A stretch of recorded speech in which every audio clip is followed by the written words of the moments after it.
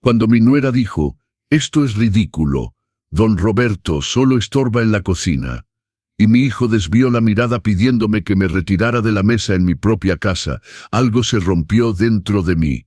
No era enojo, no era dolor inmediato, era una claridad helada, cristalina, que me hizo comprender que ese instante edeniría el resto de mi vida.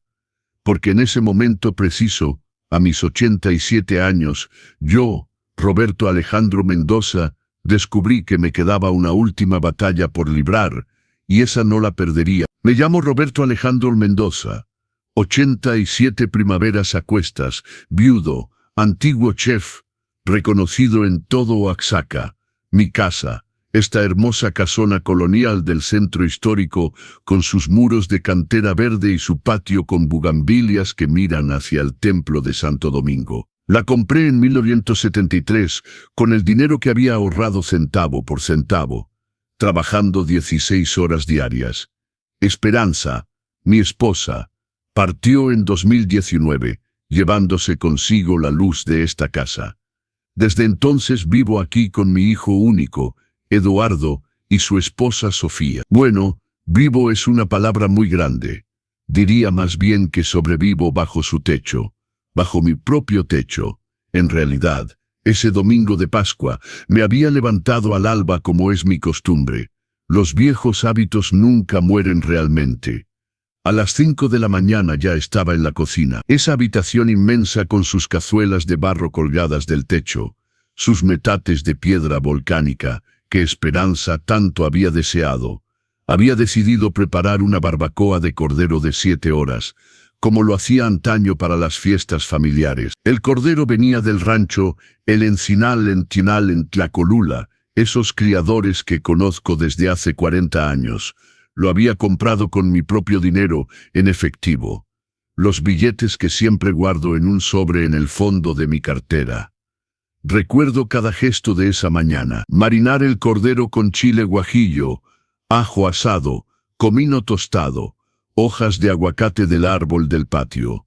Preparar el adobo con pulque de Matatlán, ese que el nieto de mi antiguo proveedor todavía me trae discretamente. Pelar los nopales tiernos, esos que me gustan tanto, los que se deshacen en la boca. Preparar los frijoles negros de la milpa, esos que cultivo yo mismo en el huerto que Sofía quería convertir en estacionamiento tecado. Cada movimiento era una oración silenciosa, un diálogo con los fantasmas de mis recuerdos. Esperanza burlándose de mi manía de probar 3 veces la salsa. Las Pascuas de antaño cuando Eduardo era pequeño y me miraba cocinar con estrellas en los ojos. El aroma que se esparcía por la casa era magnífico. Ese olor de cordero confitado, de especias, de manteca dorada y chile. A las 10, Sofía bajó en bata, el cabello revuelto, su teléfono en la mano como una extensión de su brazo. Arrugó la nariz. ¿Qué es este olor? Parece cocina de asilo de ancianos. No respondí nada. Continué vigilando mi cocción, bañando delicadamente mi barbacoa. Ella suspiró ruidosamente, se sirvió un café y volvió a subir murmurando algo sobre los viejos que todavía se creen útiles. Eduardo apareció hacia las 11 en pants deportivo, los ojos hinchados de sueño. Trabaja en informática, desarrollador web freelance, lo que significa concretamente que pasa sus días frente a 3 pantallas en la antigua biblioteca de su madre, la que tiene vista al patio. Buenos días, papá. Podrías haberme preguntado antes de hacer todo esto. Pedir permiso para cocinar en mi propia cocina. He aquí a dónde habíamos llegado. Es Pascua, hijo. Quería dar un gusto. Asintió sin convicción y se escabulló. A la 1 dispuse la mesa del comedor. El mantel bordado de Oaxaca, que Esperanza había recibido de su abuela. Los platos de talavera poblana del servicio de nuestra boda. Los vasos de vidrio soplado de Tonalá, herencia de mis padres. Incluso saqué los cubiertos de plata maciza, esos que solo sacábamos para las grandes ocasiones. Quería que fuera bonito, digno, como antes. Como cuando Esperanza estaba aquí, y esta casa todavía resonaba con risas y conversaciones, Traje la barbacoa en una cazuela de barro acompañada de todos esos acompañamientos dorados en manteca clarificada. La carne se desprendía con cuchara, exactamente como debía después de 7 horas de cocción lenta. Los nopales estaban crujientes por fuera, suaves por dentro. Los frijoles negros brillaban bajo su refrito. Era un platillo perfecto, técnicamente irreprochable. El tipo de platillo que me había valido mis reconocimientos hace 30 años, cuando todavía dirigía el restaurante La Estrella de Oaxaca en el Portal de Flores. Sofía se sentó suspirando, consultando siempre su teléfono. 38 años, antigua relacionista pública en una agencia de comunicación en Ciudad de México, hoy en reconversión profesional permanente, lo que significa que no trabaja desde hace 2 años. Llevaba un vestido de marca probablemente comprado con el dinero de la cuenta conjunta que comparte con mi hijo. Eduardo se instaló frente a ella, evitando mi mirada como lo hace desde hace meses ahora. Serví con cuidado, disponiendo en cada plato una hermosa porción de barbacoa rosada, algunos nopales, una porción de frijoles. Sofía picó con la punta de su tenedor, llevó un trozo a su boca. Esperaba. Ese momento frágil donde el cocinero espera el veredicto. Incluso a los 87 años, incluso después de toda una vida en las cocinas. Ella masticó lentamente, luego estalló en risa, no una pequeña risa cortés, una risa burlona, casi despreciativa. Pero esto es ridículo. ¿Qué es esta cosa? El cordero está demasiado cocido, los nopales nadan en grasa. Francamente, don Roberto solo estorba en esta cocina. Ya no tiene edad para jugar al gran chef. El silencio que siguió fue ensordecedor. Busqué la mirada de mi hijo. Eduardo fijaba su plato como si contuviera la respuesta a todas las preguntas del universo. Sus mandíbulas se contrajeron. Vi que iba a hablar y durante una fracción de segundo, esperé. Esperé que me defendiera, que le dijera a su esposa que pasaba los límites, que era mi casa, mi barbacoa, mi domingo de Pascua. En lugar de eso, murmuró sin mirarme, «Papá, quizás sería mejor si fueras a descansar a tu cuarto. Terminaremos la comida entre nosotros. Echarme de mi propia mesa, en mi propia casa. El día de Pascua». Me levanté con una lentitud calculada. Doblé mi servilleta, la bordada con mis iniciales, RAM. Aparté mi silla sin ruido. Tomé mi plato, el que acababa de llenar con tanto cuidado, y lo llevé hacia la cocina. Detrás de mí, escuché a Sofía reírse. Por fin, un poco de tranquilidad. No entiendo por qué se obstina en jugar al cocinero. A su edad, debería estar en un asilo, no estorbándonos. Estorbándoles. En mi casa, la que pagué 120,000 pesos en 1973, aproximadamente 600,000 pesos actuales, pero que hoy vale cerca de 2 millones según la última evaluación del notario. Esta casa de 300 metros cuadrados con su patio de 200 metros cuadrados en pleno centro histórico de Oaxaca.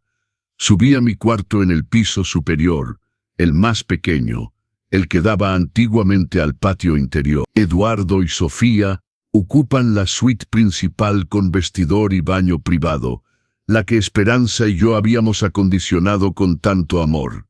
Me senté en mi cama estrecha, mi plato de barbacoa enfriándose sobre mis rodillas, y comí solo. La barbacoa estaba perfecta, 7 horas de cocción exactamente como debía ser. La carne se deshacía. Las especias estaban equilibradas, los acompañamientos sublimes. Sofía no sabía nada. Pero ese no era el problema. El problema era que acababa de comprender algo fundamental. Ya no era más que un fantasma en mi propia vida. Déjenme contarles cómo llegué hasta aquí. Como un hombre que construyó su vida piedra por piedra, que trabajó como un condenado durante 60 años, que crió a su hijo en el amor y el respeto, llegó a ser echado de su propia mesa el día de Pascua. Porque esta historia no comienza ese domingo fatídico.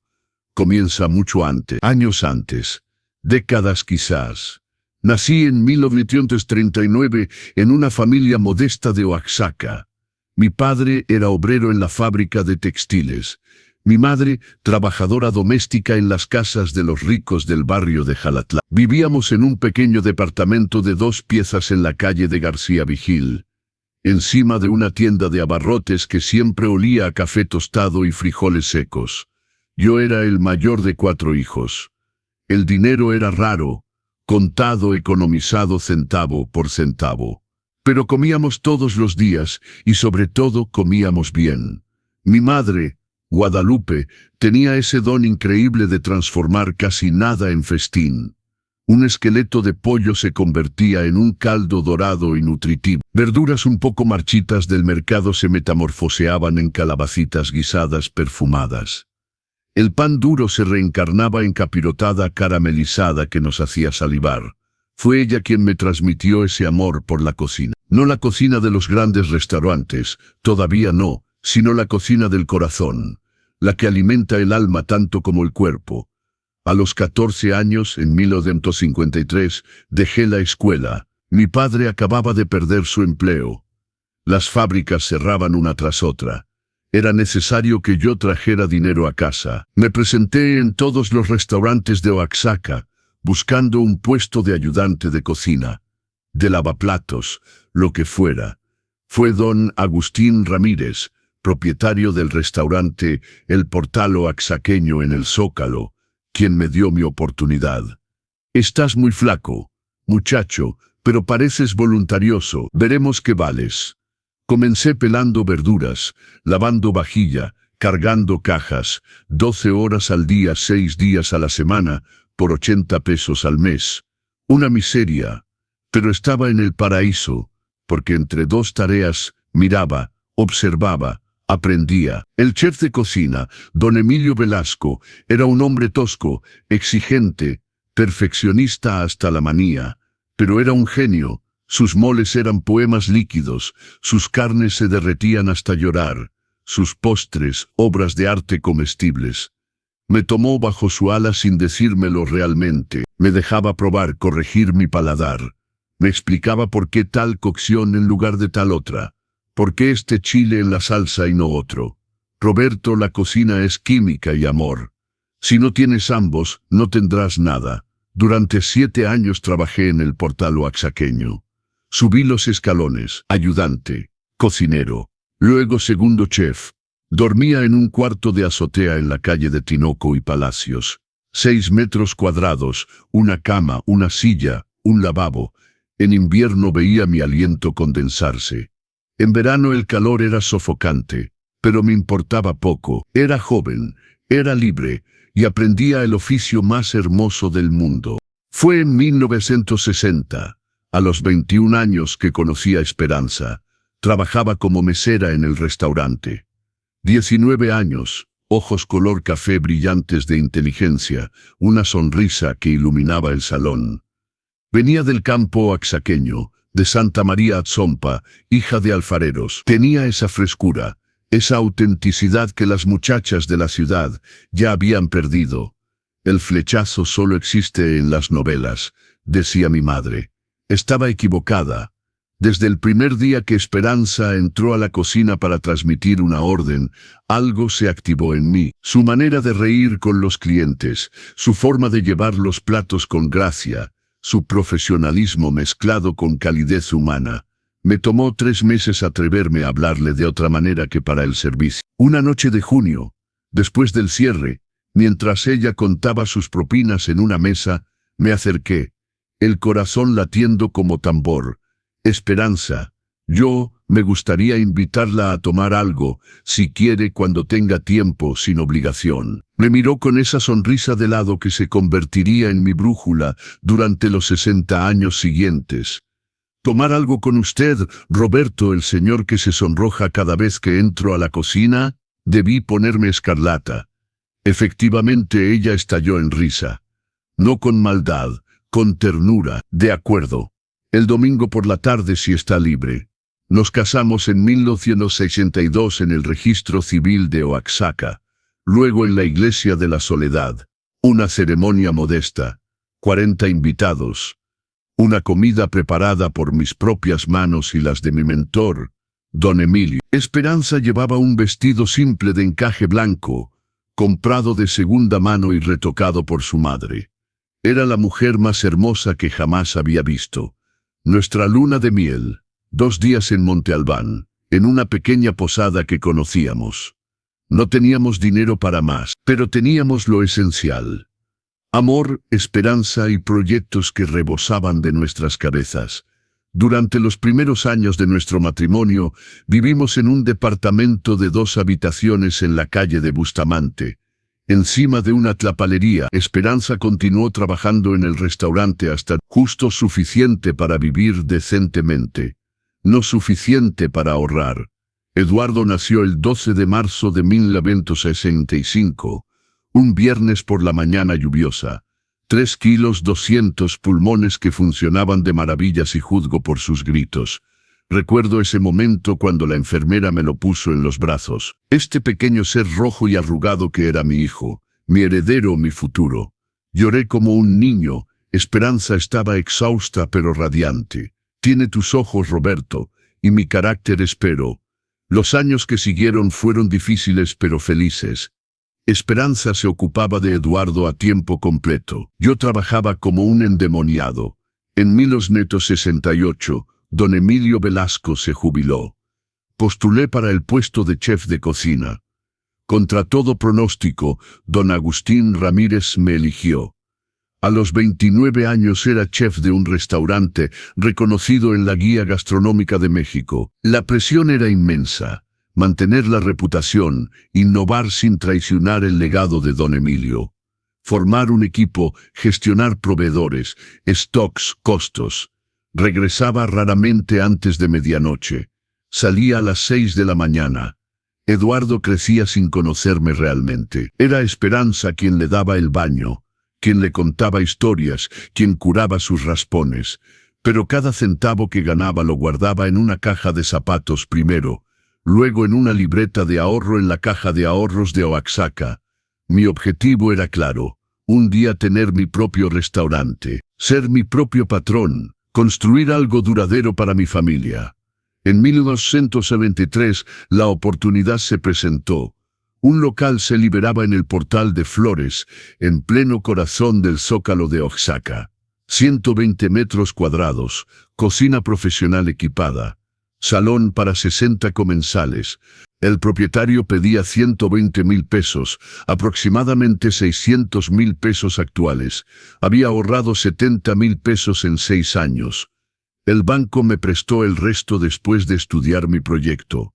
La Estrella de Oaxaca abrió sus puertas en septiembre. Esperanza había insistido en el nombre, en referencia a nuestra tierra que amaba tanto. La inauguración fue modesta. Algunos amigos, colegas, la familia. Eduardo, de 8 años, corría por todas partes en traje demasiado grande, orgulloso como pavo real de decir: mi papá tiene un restaurante. Los inicios fueron rudos. La competencia era feroz en Oaxaca. Había que hacerse un nombre, fidelizar una clientela, obtener críticas favorables. Trabajaba 18 horas al día, 7 días sobre 7. Esperanza gestionaba el salón, las reservaciones, la contabilidad. Dormíamos 4 o 5 horas por noche. Pero poco a poco el boca a boca funcionó. Mi especialidad, los platillos tradicionales, oaxaqueños revisitados con un toque moderno, seducía. Mi mole negro se hizo famoso en toda la región. Mi tasajo asado, con salsa de chapulines, hacía venir clientes desde la Ciudad de México. Mi flan de mezcal con até de membrillo terminaba las comidas en un suspiro de felicidad. En 1977, un crítico de la Guía Gastronómica de México vino, incógnito, obviamente. Pidió el menú degustación, 7 platillos, maridaje de mezcales y vinos. Me superé esa noche sin saber siquiera que mi futuro se jugaba ahí. 2 meses después cayó la noticia. La Estrella de Oaxaca recibía su primer reconocimiento nacional. Máxima distinción en cocina tradicional oaxaqueña. Tenía 38 años. Lloré al leer la carta. Esperanza también. Eduardo, de 11 años, no comprendía realmente la magnitud de la cosa. pero veía nuestras lágrimas de alegría y reía con nosotros. Este reconocimiento cambió nuestras vidas. Las reservaciones explotaron, los precios aumentaron, los ingresos también. En 2 años reembolsé íntegramente el préstamo bancario. Pude contratar más personal, invertir en equipo de mejor calidad, comprar directamente a los mejores productores. Y sobre todo, en 1978, pude comprar esta casa, la donde vivo todavía hoy, la de donde mi hijo quería expulsarme. Era una casona colonial del siglo XVIII, propiedad de un médico jubilado que se iba a vivir a Veracruz. 300 metros cuadrados habitables, 6 recámaras, 3 baños, un inmenso salón con chimenea de cantera, un comedor que podía acoger a 20 personas, una cocina de ensueño, y ese patio. 200 metros cuadrados de vegetación con vista al templo de Santo Domingo. Bugambilias centenarias, un viejo pozo, un corredor con arcos de cantera verde. Precio, 120,000 pesos, aproximadamente 600,000 pesos actuales. Una fortuna, pero había ahorrado y sobre todo tenía confianza en el futuro. Esperanza se enamoró de esta casa desde la primera visita. Corría de una habitación a otra como una niña, imaginando ya la decoración, los arreglos, las recepciones que podríamos organizar. Eduardo, de 13 años, estaba fascinado por el patio, ya planeando dónde construiría su cabaña. ¿La tomamos, Roberto?, me preguntó Esperanza con los ojos brillantes. La tomamos, mi amor. Nos mudamos en junio de... Era buen estudiante, trabajador, respetuoso. Un poco tímido quizás, un poco demasiado en su burbuja, pero bueno, fundamentalmente bueno. Los domingos, nuestro único día de cierre, organizábamos comidas familiares. Los padres de Esperanza venían de Atzompa. Mi madre, viuda desde hacía poco, venía con mis hermanos y hermanas. Éramos a veces 15, 20 alrededor de la gran mesa. Yo cocinaba por placer, no por crítica. Platillos simples, generosos que olían a infancia y tradición. Eduardo ayudaba en la cocina, torpemente, pero con entusiasmo. Quería ser chef como papá. Me hacía 1000 preguntas sobre las técnicas, los ingredientes, las combinaciones. Le enseñaba pacientemente, feliz de transmitir mi saber. Papá, ¿por qué pones chile guajillo en el mole y no chile de árbol? Porque el guajillo no enmascara el sabor delicado del chocolate. Hijo, el de árbol sería demasiado picante, aplastaría todo. Asentía gravemente como si acabara de revelarle un secreto de estado.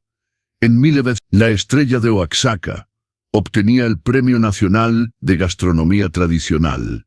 La máxima consagración. Estaba en la cumbre de mi arte, reconocido por mis pares, respetado por la profesión.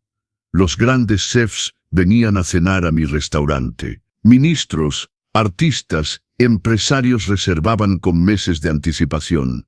Los ingresos seguían. Entre el restaurante y las inversiones que comenzaba a hacer, siguiendo los consejos de mi notario, don Arnoldo Pérez, quien se había vuelto amigo, el patrimonio se constituía, pero permanecíamos sencillos. Esperanza conducía un Volkswagen sedán de segunda mano. Yo llevaba los mismos trajes desde hacía 10 años. Íbamos de vacaciones a Puerto Escondido, a un hotelito modesto en la playa. ¿Para qué sirve el dinero si es para perder el alma?, decía Esperanza. Tenía razón, como siempre. Eduardo creció en ese ambiente de excelencia y humildad. Hizo brillantes estudios en el Instituto de Ciencias y Artes de Oaxaca, obtuvo su bachillerato con mención, integró una universidad en Guadalajara, informática y sistemas. Estábamos tan orgullosos. Volvía a Oaxaca para las vacaciones, nos contaba sus proyectos, sus ambiciones. Quería trabajar en informática. Un campo de futuro, decía. Ya no más cocina, finalmente. La pasión de sus 13 años se había extinguido. Estuve un poco decepcionado. Lo confieso, pero un padre debe respetar las lecciones de su hijo. En 1999, a los 60 años, tomé una decisión difícil: vender la estrella de Oaxaca. Había dado 38 años de mi vida a ese restaurante. 38 años de pasión, de sudor, de sacrificio, pero mi cuerpo comenzaba a fatigarse. Las estaciones de pie de 15 horas me quebraban la espalda.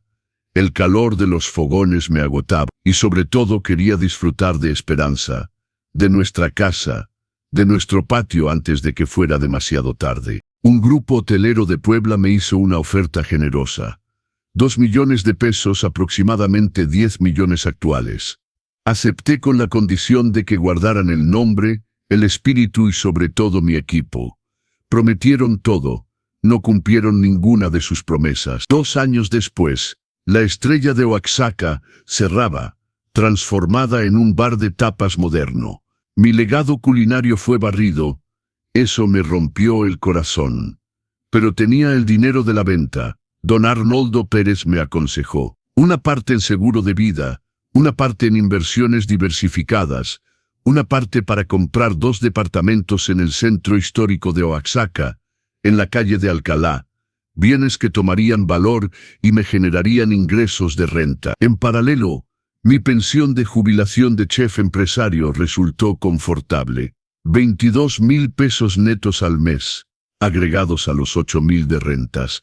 Vivíamos con 30,000 mensuales, largamente suficiente para 2 personas de necesidades modestas. Esperanza y yo vivimos 15 años de felicidad tranquila. Jardinábamos juntos, yo cocinaba por placer, probando nuevas recetas, invitando amigos. Viajábamos un poco, la Toscana, Andalucía, Provenza, nada extravagante, pero momentos preciosos, grabados en mi memoria como diamantes. Eduardo venía a vernos regularmente, cada 15 días aproximadamente. Trabajaba como desarrollador web freelance, vivía en Oaxaca en un departamento moderno del fraccionamiento.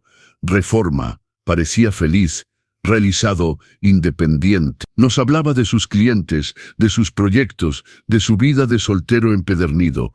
No encuentro a la indicada, papá. Todas son muy materialistas, muy superficiales. Yo sonreía. Encontrarás, hijo. El día que no busques más, ella aparecerá. Y apareció efectivamente. Sofía Márquez, 35 años, relacionista pública en una agencia de comunicación en la Ciudad de México. Se conocieron en un congreso profesional en la capital. Eduardo participaba para presentar sus servicios de desarrollo. Flechazo, según Eduardo. 6 meses después, en diciembre de 2017, se casaban. Una ceremonia rápida en el registro civil de Oaxaca. Sin iglesia, sin gran recepción. Queremos algo íntimo, había explicado Sofía con una sonrisa que encontré un poco forzada. 20 invitados. Un cóctel en un salón privado de un hotel del centro. 2 horas de celebración expedita. Esperanza me había susurrado al oído. Esta muchacha no me gusta, Roberto. Mira nuestra casa como un promotor inmobiliario. Mira un terreno para construir. Vamos, mi amor. No seas tan dura. Eduardo la ama. Es lo esencial. El amor ciega. Y tu hijo siempre ha sido un poco ingenuo. Esperanza tenía razón. Como siempre. Los primeros meses Sofía jugó el juego. Sonriente, atenta, interesada por nuestras vidas. Hacía muchas preguntas sobre el restaurante, sobre mis años de gloria, sobre la casa, siempre la casa. Su valor, su mantenimiento, su superficie. Esta casona es magnífica, don Roberto. Debe valer una fortuna hoy, ¿no? Con el mercado inmobiliario que se dispara, permanecía evasivo. Es nuestra casa, Sofía. No una inversión. Luego Esperanza cayó enferma. Marzo de 2018. Cáncer de páncreas diagnosticado en estadio avanzado. Estadio 4. Los médicos fueron honestos. 6 meses a 1 año de esperanza de vida. Quimioterapia paliativa. Cuidados de confort. Preparación a lo inevitable. El mundo se derrumbó. Esperanza, mi esposa, mi cómplice, mi amor de 60 años, iba a morir y yo no podía hacer nada. Solo sostenerla, apoyarla, acompañarla en esta última prueba. Eduardo vino a menudo al principio. Lloraba viendo a su madre debilitarse, adelgazar, perder su cabello. Sofía lo acompañaba a veces, pero siempre se quedaba retirada, incómoda, consultando su teléfono en la sala de espera del hospital. No soporto los hospitales, explicaba. Luego las visitas se espaciaron. Un cliente urgente, un proyecto que no podía esperar. Sofía que no se sentía bien. Siempre una excusa. Esperanza se dio cuenta. Eduardo ha cambiado desde que está con ella. Se volvió distante, preocupado como si calculara constantemente algo. Está enamorado, mi amor. Eso vuelve egoísta a veces. No, Roberto. No es egoísmo amoroso. Es otra cosa. Ten cuidado cuando yo no esté más. Protégete. Protege nuestro patrimonio. No digas eso. Vas a curarte. No, mi amor. No voy a curarme. Y tú lo sabes. Prométeme que tendrás cuidado. Prometí con la garganta apretada. Esperanza murió un martes de octubre de 2019 a las 4 de la mañana en el Hospital Civil de Oaxaca. Estaba solo junto a su cama. Le sostenía la mano. Abrió los ojos una última vez, me sonrió débilmente y murmuró: «Gracias por todo, mi amor. Cuídate». Luego nada más. El pitido regular del monitor cardíaco se convirtió en un largo silbido continuo. Las enfermeras acudieron. Gestos mecánicos, protocolo, constatación del deceso, condolencias profesionales. Llamé a Eduardo. Llegó 2 horas después, sin Sofía.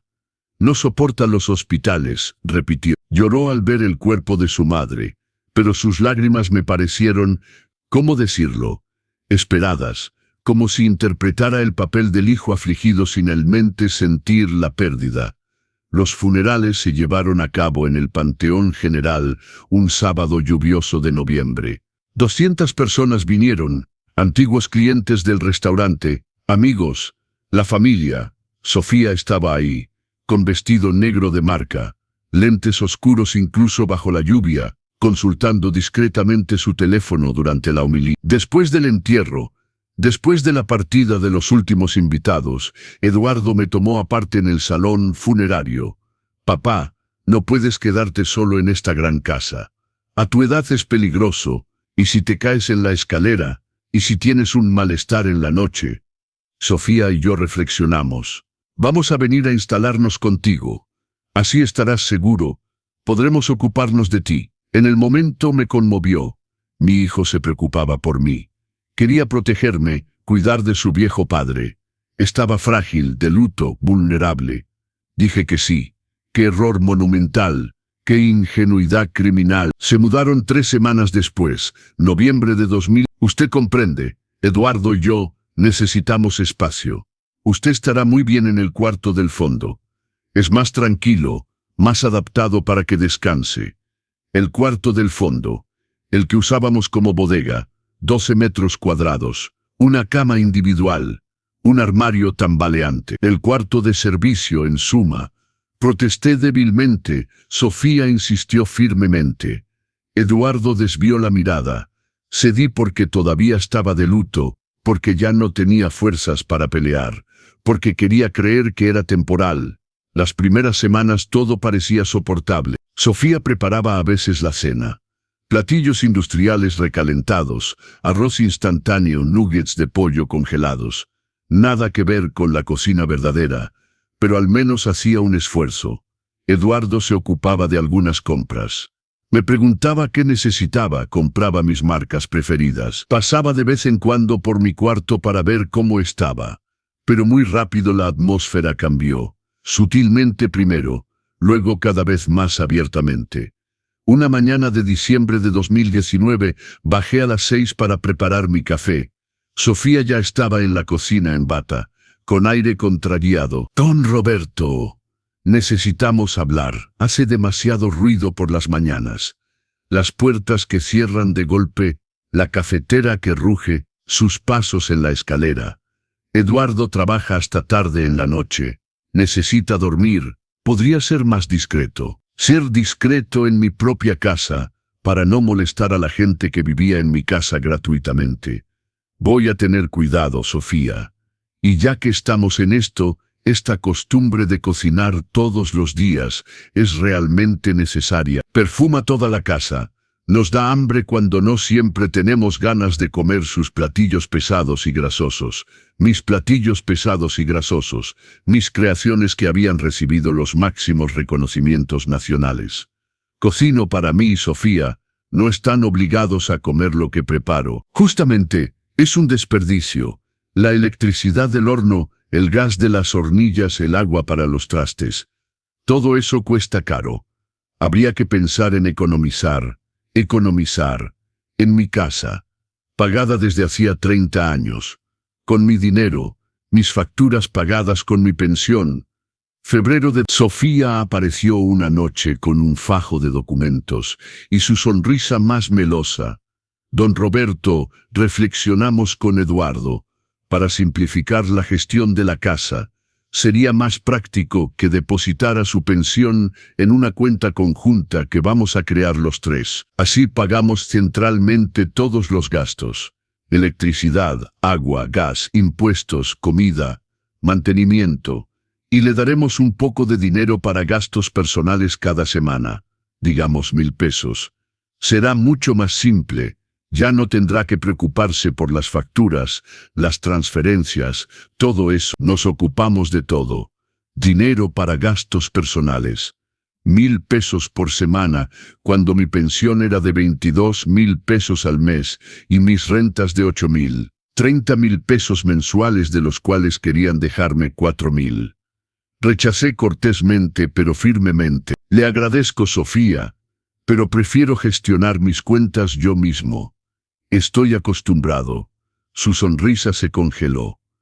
No confía en nosotros. No es cuestión de confianza, es cuestión de autonomía. Su autonomía, don Roberto. Hablemos de eso. A su edad, con sus pequeños problemas de memoria. No tengo ningún problema de memoria.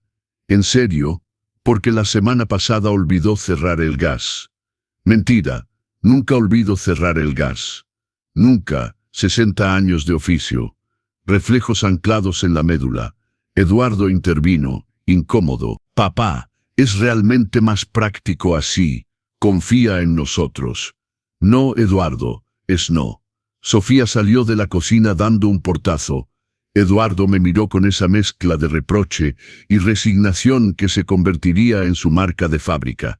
Los días siguientes la atmósfera se congeló. Sofía no me hablaba más. Eduardo evitaba mi mirada.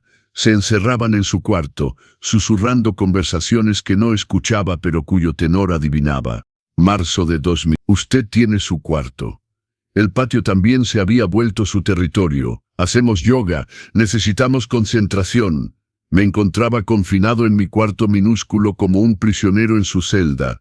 Bajaba para cocinar rápidamente entre dos de sus videoconferencias. Comía solo en la cocina, de pie a veces. Un día me atreví a instalarme en el salón, para ver las noticias. Sofía entró, apagó la televisión sin una palabra y me miró fijamente hasta que me levanté y me fui. Mayo, desconfinamiento. Pero nada volvió a la normalidad. Una mañana bajé y encontré cajas en la entrada. Cajas conteniendo mis cosas, mis libros de cocina, mis fotos de familia, mis recuerdos del restaurante. ¿Qué es esto?, pregunté a Sofía. Reorganizamos los espacios. Don Roberto, su cuarto estaba saturado. No es sano a su edad. Hicimos una selección.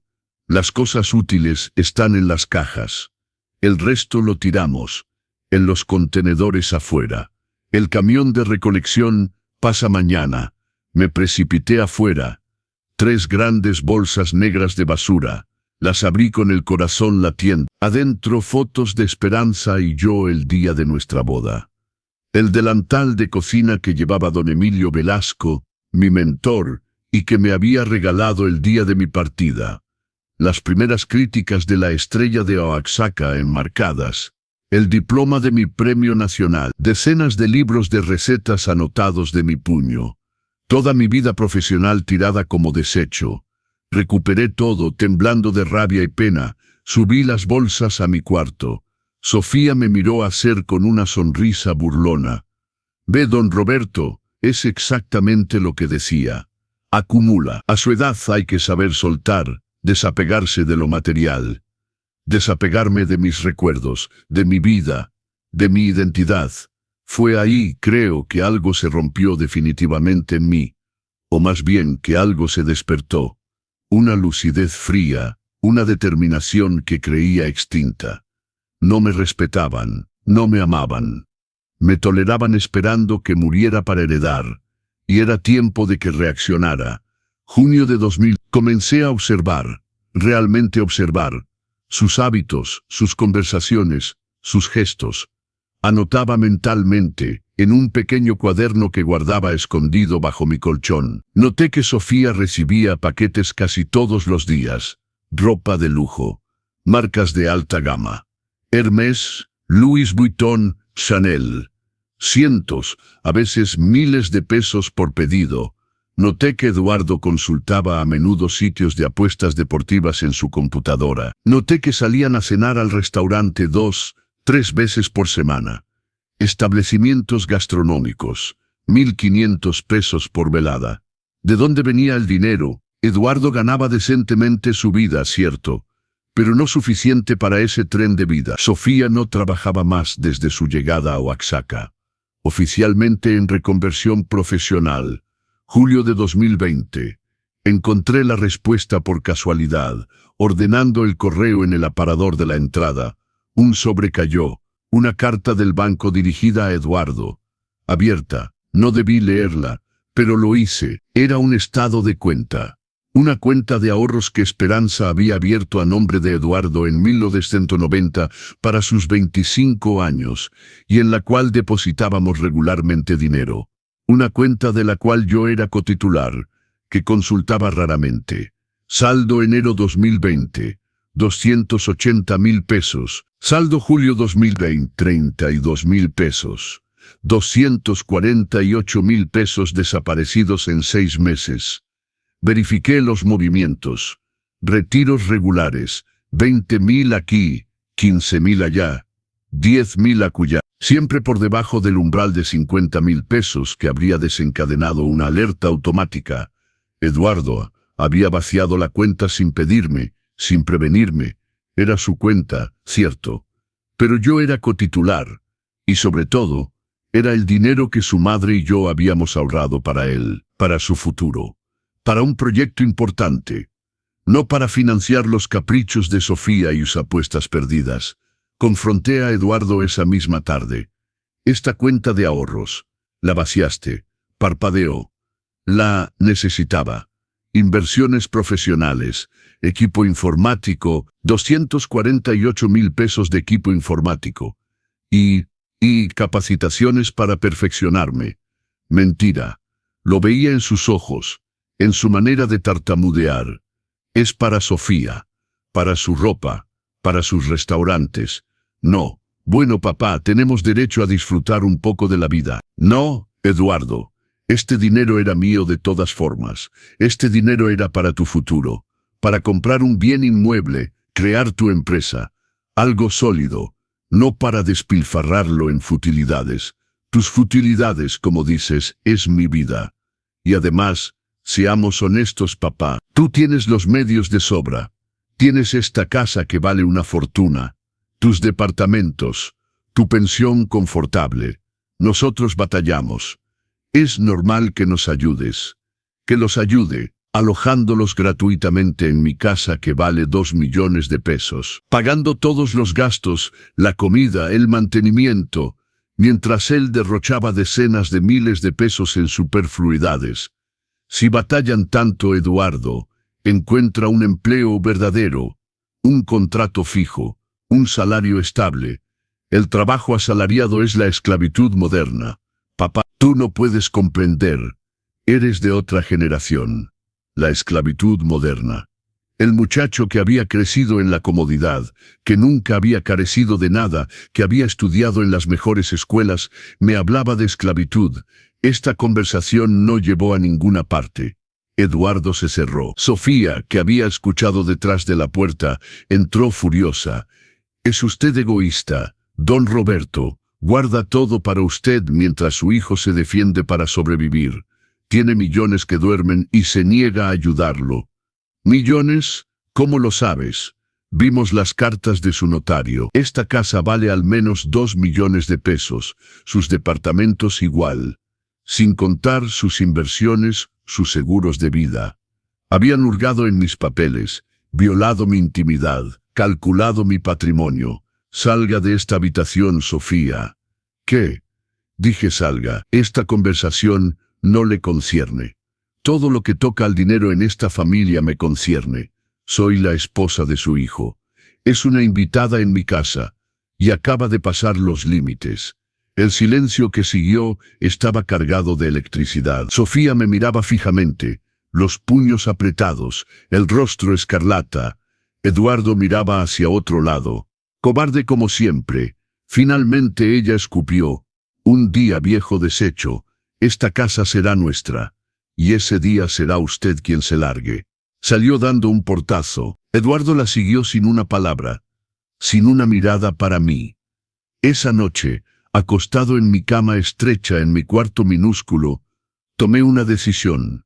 Iba a protegerme, jurídicamente, financieramente, emocionalmente. A la mañana siguiente llamé a don Arnoldo Pérez, mi notario. Arnoldo, necesito verte rápidamente y discretamente. Por supuesto, Roberto. Mañana a las 3 en el despacho. Perfecto. La cita duró 3 horas. Expliqué todo a don Arnoldo. La situación, los abusos, las amenazas, los robos disfrazados. Me escuchó atentamente, tomando notas. Roberto, estás en una situación que desafortunadamente veo cada vez más seguido.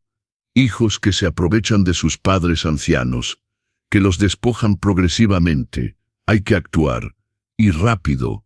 ¿Qué me aconsejas? Varias cosas.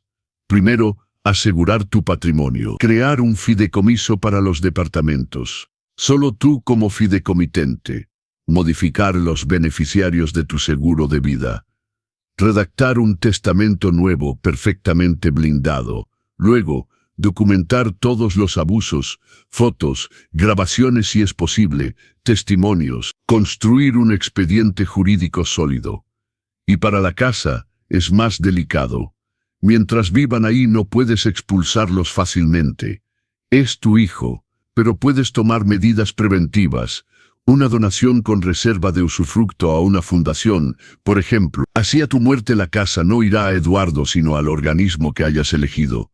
Y sobre todo, hazte establecer un certificado médico completo que atestigüe tu plena capacidad mental. Porque si comprendí bien, podían intentar hacerte pasar por senil. Exactamente. Don Arnoldo lo había comprendido todo. Pasamos las semanas siguientes poniendo todo en orden, discretamente, meticulosamente. Cada firma, cada documento, cada trámite era una piedra más en la fortaleza que construía alrededor de mi dignidad y mi patrimonio. Paralelamente consulté al doctor Ramírez, mi médico desde hacía 30 años. Le expliqué la situación. Fue categórico. Roberto, voy a hacerte pasar todas las pruebas cognitivas existentes. Mini mental, prueba del reloj, evaluación geriátrica completa, y te estableceré un certificado médico detallado, fechado, firmado, sellado. Si alguien intenta hacerte pasar por incapaz, este documento lo ridiculizará. Las pruebas duraron 2 horas. Resultado: desempeño cognitivo excelente para mi edad. Memoria intacta. Razonamiento lógico perfecto. Capacidad de juicio preservada. Estás más lúcido que la mitad de mis pacientes de 50 años, Roberto, sonrió el doctor Ramírez entregándome el certificado. Tenía mis municiones, faltaba esperar el momento adecuado para utilizarlas. Ese momento llegó más temprano de lo previsto, en julio de 2023. 2 años después del inicio de mi observación. Esa noche no dormía. Insomnio como a menudo. Bajé hacia las 2 de la mañana para prepararme una infusión. Pasando frente al estudio de Eduardo, escuché voces. Discutían, creyendo que yo dormía profundamente arriba. Me detuve, escuché, y lo que oí confirmó mis peores temores. No podemos continuar así eternamente, decía Sofía con esa voz molesta que conocía tan bien. Tu padre va a vivir hasta los 100 años. Es sólido como una roca. Mientras tanto estamos atrapados aquí soportándolo, caminando sobre cáscaras de huevo. Es insoportable. Lo sé, mi amor, pero ¿qué quieres que haga? Es mi padre, justamente. Es tu padre y eres su único heredero. Esta casa vale una fortuna. Los departamentos también. Y ciertamente tiene ahorros que no conocemos. Podríamos tener una vida verdadera, Eduardo. Viajar. Instalarnos en Ciudad de México. Yo podría relanzar mi carrera en una agencia de verdad. Sofía, no te pido que lo mates, idiota. Te pido reflexionar inteligentemente. Hay soluciones legales. Una tutela, por ejemplo. Para personas vulnerables. Hacemos constatar por un médico que ya no está en condiciones de gestionar sus asuntos. Dificultades cognitivas, inicio de Alzheimer, ese tipo de cosas. Luego te nombran tutor y gestionas todo. La casa, el dinero, las decisiones. Ya no tiene voz. No tiene Alzheimer, Sofía. Está perfectamente lúcido. Es cuestión de presentación, mi amor. Conozco un médico, el doctor Salinas, un antiguo cliente de mi agencia. Es muy complaciente para este tipo de trámites. Algunas consultas bien orientadas, un informe médico circunstanciado y listo. Luego podemos incluso considerar una colocación en asilo. Hay uno muy correcto en Santa Cruz, Oxocotlán, el Jardín de la Esperanza. 3,500 pesos al mes, cierto, pero con su pensión y la venta de un departamento es ampliamente financiable. ¿Quieres meter a mi padre en un asilo? Quiero que recuperemos nuestra vida. Tenemos 48 y 38 años, Eduardo. Merecemos disfrutar. Esta casa debería ser nuestra. Este dinero debería servirnos ahora, no en 10 o 15 años cuando seamos demasiado viejos para disfrutarlo. El silencio que siguió duró una eternidad. Esperaba que Eduardo rechazara categóricamente, que defendiera a su padre, que mandara a pasear a su esposa y sus planes sórdidos. Pero la respuesta llegó. Débil, avergonzada, déjame reflexionar. No jamás. Solo déjame reflexionar. Mi hijo contemplaba robarme mi libertad, hacerme pasar por loco, encerrarme en una institución, por dinero. Subí a mi cuarto sin hacer ruido, mi infusión olvidada. Me senté en mi cama y no cerré los ojos en toda la noche. Pero no era tristeza lo que sentía. Era una determinación helada. A la mañana siguiente tomé cita con la maestra Silvia Cordero, la abogada especializada en derecho sucesorio que me había recomendado don Arnoldo. Le conté todo. Señor Mendoza, vamos a construir un expediente de concreto, pero necesito pruebas, grabaciones si es posible. ¿Cómo? No soy experto en tecnología. Es muy simple. Existen pequeñas grabadoras de voz digitales, discretas, eficaces. Legalmente en México, tiene derecho a grabar una conversación en la que participa, incluso sin conocimiento de los demás. Artículo de expectativa razonable de privacidad. Ese mismo día, con ayuda de Felipe Torres, mi antiguo subjefe convertido en amigo fiel, compré una pequeña grabadora de voz, minúscula. Podía guardarla en el bolsillo de mi guayabera sin que nadie la notara. Y comencé a documentar cada humillación, cada manipulación, cada tentativa de despojarme. Septiembre de 2023. Sofía quiso reorganizar mi cuarto. Entró sin tocar con bolsas de basura. Don Roberto, vamos a hacer una selección. A su edad hay que simplificar, desaturar. Mi grabadora funcionaba. Sofía, son mis cosas. Me gustaría gestionarlas yo mismo. Ya no sabe gestionar, don Roberto. Mire este desorden. Estos libros viejos inútiles. Estas fotos por todas partes. Estos recuerdos que no sirven para nada. Comenzó a tirar mis libros de cocina en una bolsa. Ediciones originales. Obras anotadas de mi puño. Deténgase, por favor. No, don Roberto. Es por su bien. Eduardo estaba ahí en el marco de la puerta. Miraba a su esposa vaciar mi vida sin decir una palabra. Eduardo, ¿la dejas hacer? Encogió los hombros. Papá, Tiene razón, guardas demasiadas cosas. No es sano. Todo grabado. Cada palabra. Cada silencio cómplice. Noviembre de 2023. Organizaron una cena para 8 personas. Amigos capitalinos de Sofía. Me convocó en la cocina. La grabadora en mi bolsillo. Don Roberto, el sábado en la noche recibimos amigos. Sería bueno que comiera en su cuarto. Nuestros invitados no lo conocen y francamente las conversaciones lo van a aburrir. Es mejor para todos. Es mi casa, Sofía. Comeré donde quiera. ¿Su casa? Bromea. Eduardo y yo vivimos aquí. Pagamos las facturas. No pagan nada en absoluto. Todos los gastos están en mi cuenta, porque nos impide contribuir. Propusimos 100 veces participar. Mentira total. Jamás habían propuesto lo que fuera. El sábado en la noche me quedé en mi cuarto. Escuché sus risas, su conversación ruidosa, el tintineo de mis vasos de vidrio soplado. Utilizaron mi mejor vajilla, mis platos de talavera, mis cubiertos de plata maciza, sin pedirme, sin agradecerme. Al día siguiente, limpiando, descubrí que un vaso estaba roto. Un tonalá que valía al menos 500 pesos. Sofía, el vaso de vidrio soplado está roto. Así, un accidente. Pasa. Era un tonalá de mi servicio de boda. Don Roberto, francamente a su edad, debería relativizar. Es solo un vaso. No nos llevamos nada a la tumba. Solo un vaso.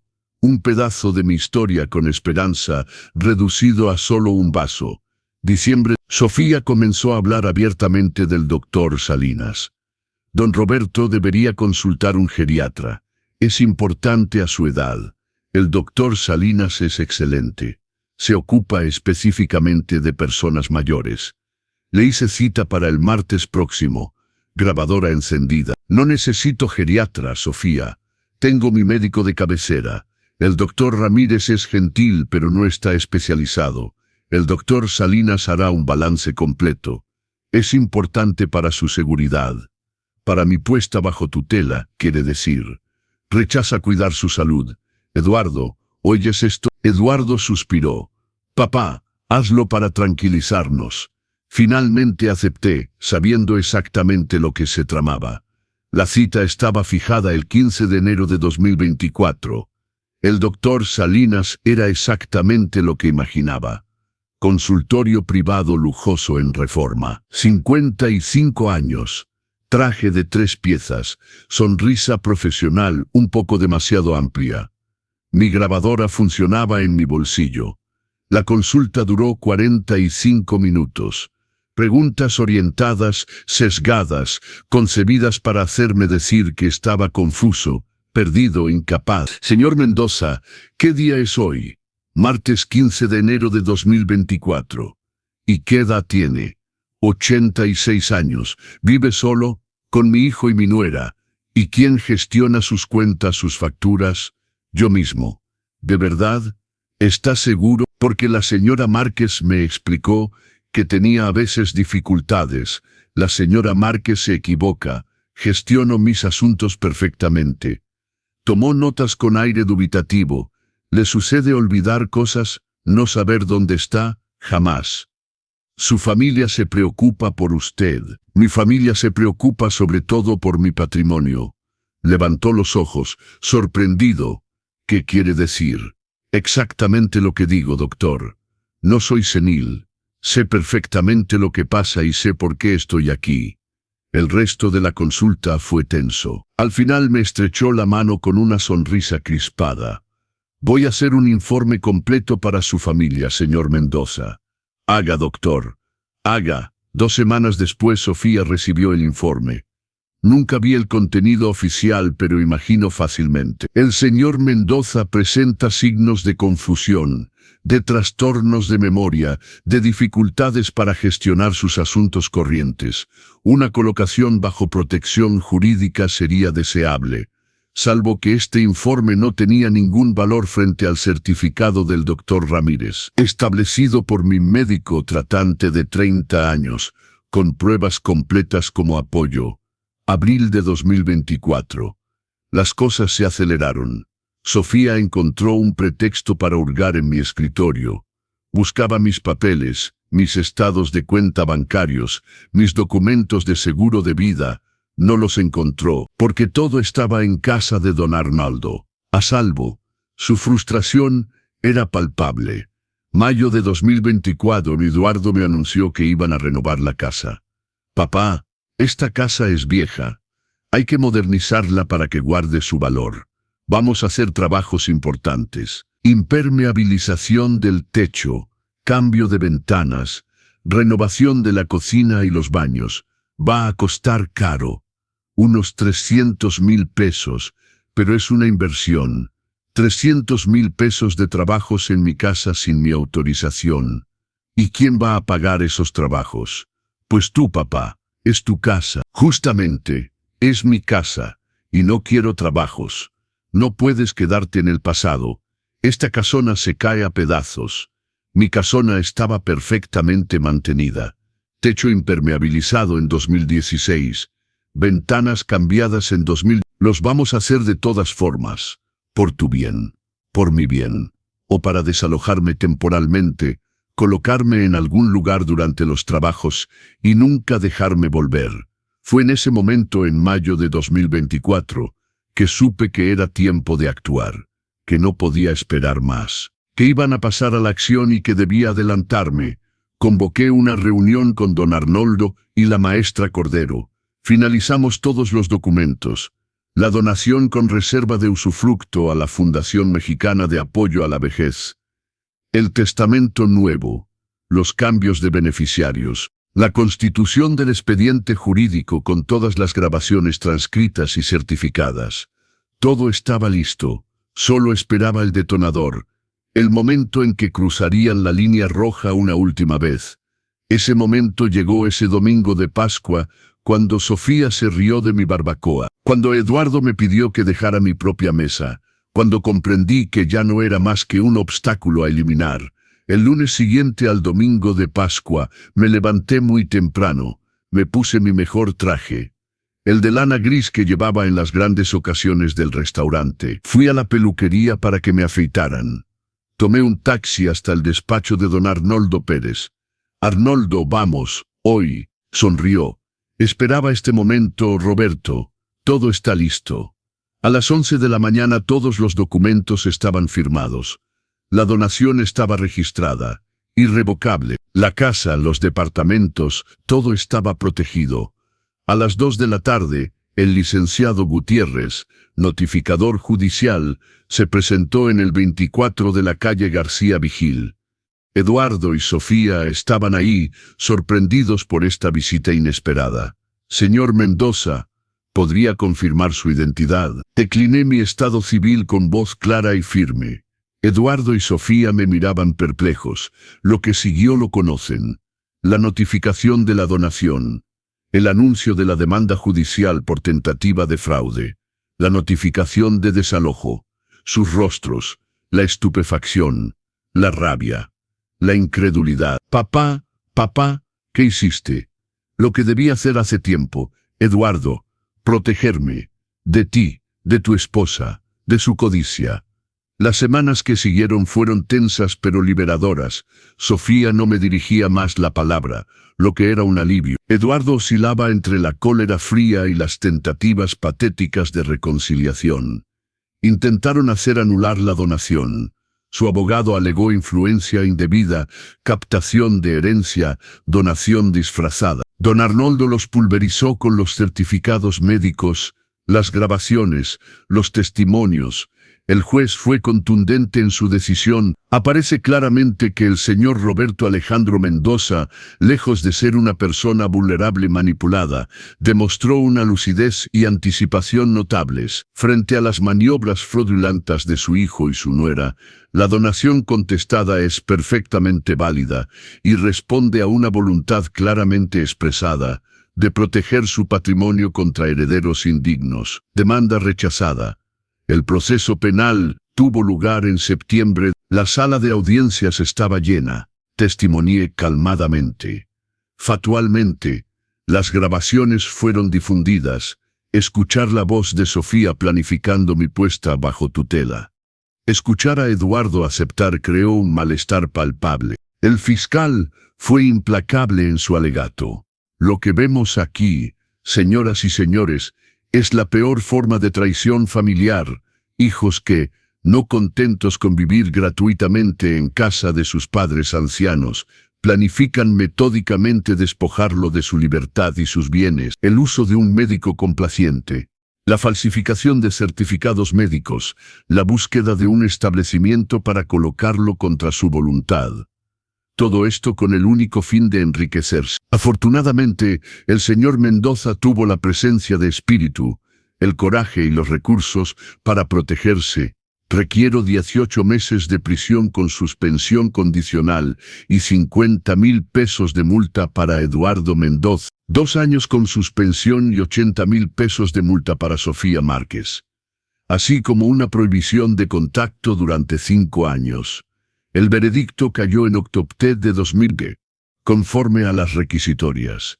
Eduardo y Sofía apelaron. La Corte de Apelación confirmó el juicio en enero de 2026, agravando incluso ligeramente las penas y los daños y perjuicios. Dejaron la casa a finales de noviembre de 2025.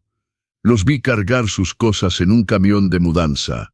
Eduardo me lanzó una última mirada, una mezcla de vergüenza, rabia, arrepentimiento quizás. No dije nada. ¿Qué habría podido decir? Buena suerte, cuídate, sería hipócrita. Subió al camión, Sofía ni siquiera miró en mi dirección, y partieron. La puerta se cerró sobre 48 años de relación filial, sobre 60 años de esperanza y sacrificio, sobre todo lo que había construido para él y que había estropeado por codicia. Hoy, en este 19 de enero de 2026, vivo solo en mi casa. Bueno, no totalmente solo. Felipe Torres, mi antiguo subjefe, viene a almorzar conmigo 2 veces por semana. Cocinamos juntos como en los buenos tiempos de la Estrella de Oaxaca.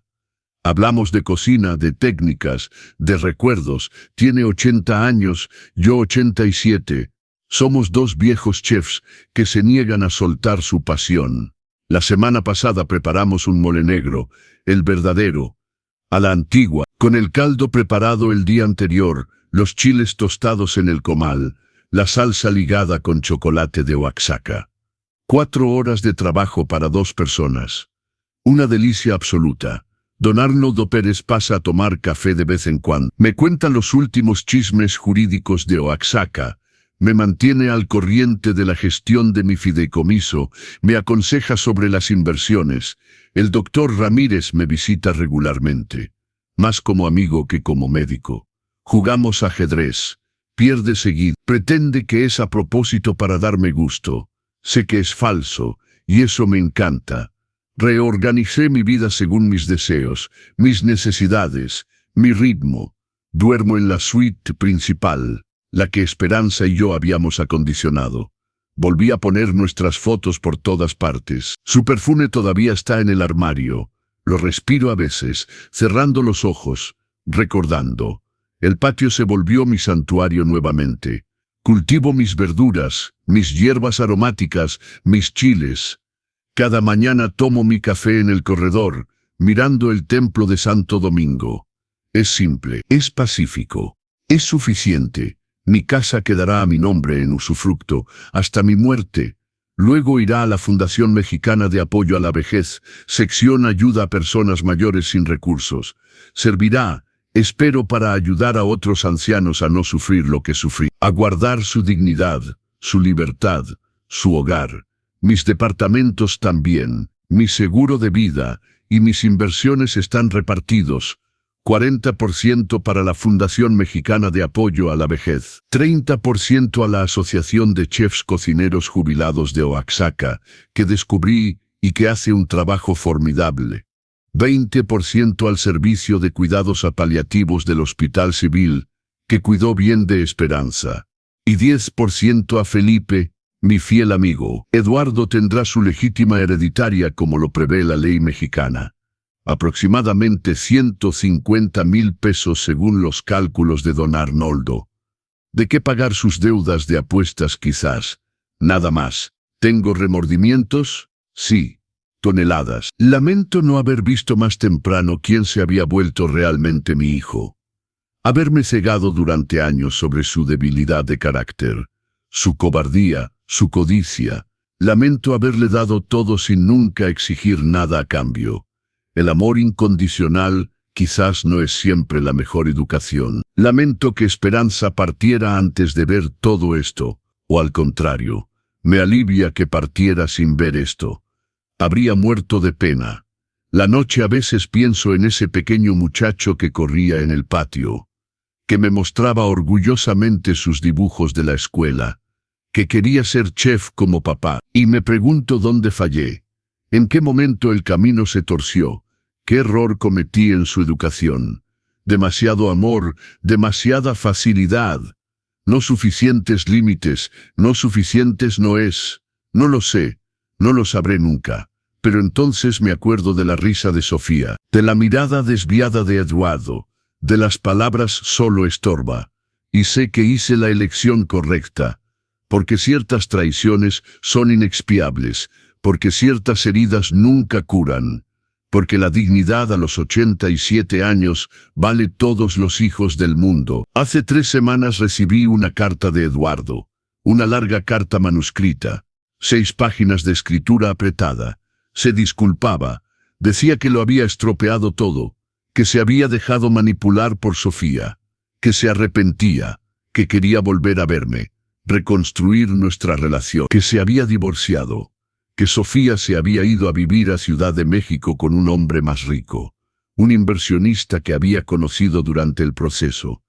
Papá, sé que no merezco tu perdón, pero quisiera al menos hablarte, explicarte, decirte que te amo. Aunque lo mostré de la peor manera posible, eres mi padre. Yo soy tu hijo. Esto no puede terminar así. Leí esta carta 3 veces.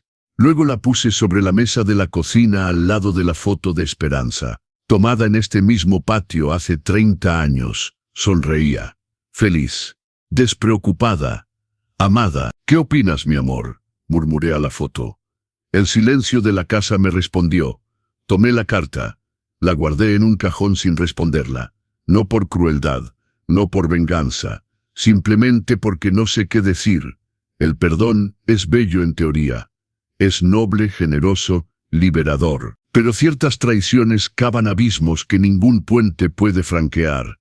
Quizás un día responderé esa carta. Quizás propondré un café, una conversación, una tentativa de comprensión. Quizás. Pero no hoy, no ahora.